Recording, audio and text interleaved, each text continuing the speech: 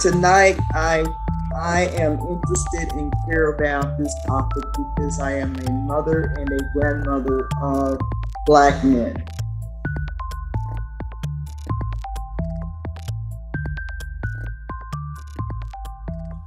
And I've always had this question.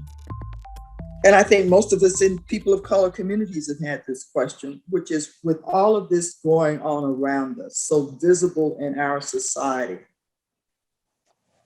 what has led to the silence, it feels like silence to me, of the white community, of white people? For me, I think my reaction is the same when someone dies, whether it's the police or some other, senseless murder, whether it's a white person or a Black person. I mean, I get upset, I read about it, and then I go back to my life, right? So in that sense, it's the same.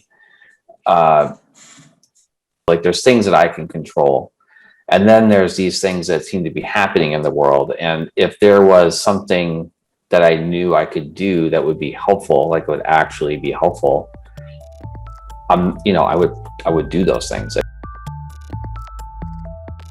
It became clear to me that in order to make a difference in this issue, white people would have to say something. There would have to be enough white people to stand up. And that's where the idea of Not in My Name comes forward. Mm-hmm. Because it's white people standing up and saying, we don't want policing being carried out this way.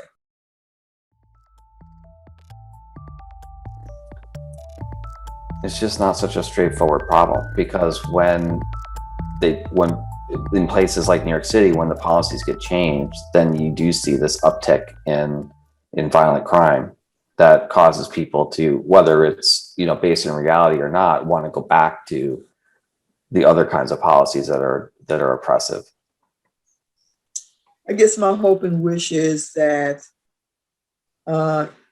we come to see ourselves in each other enough that this kind of behavior, I don't care who it is or how it is, just cannot be tolerated. We are literally in this country allergic to it.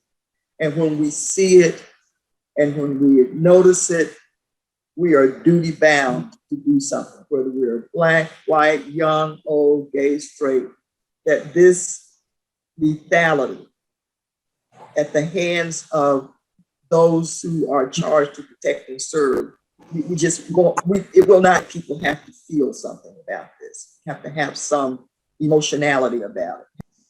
Well, what I think about white culture in general is we are disconnected from each other and ourselves, even, and can you say a little bit more about that? Well, I mean, this is where I, can get analytical about it. But to maintain status over other people, to dominate other people, you have to disconnect from your empathy.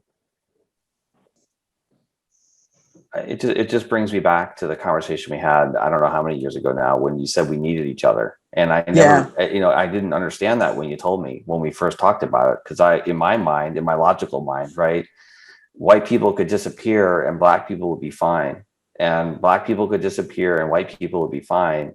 But I didn't really get the connection that we have with each other, when we talked about that and how intertwined our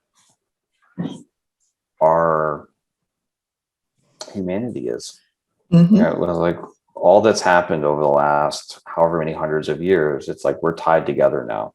And for either, it's almost Harry Potterish, right? Like for either of us to survive, like we like our past needs to be different, like we need to like somehow resolve our past together in order for us to live. Yeah, that's true. That's true.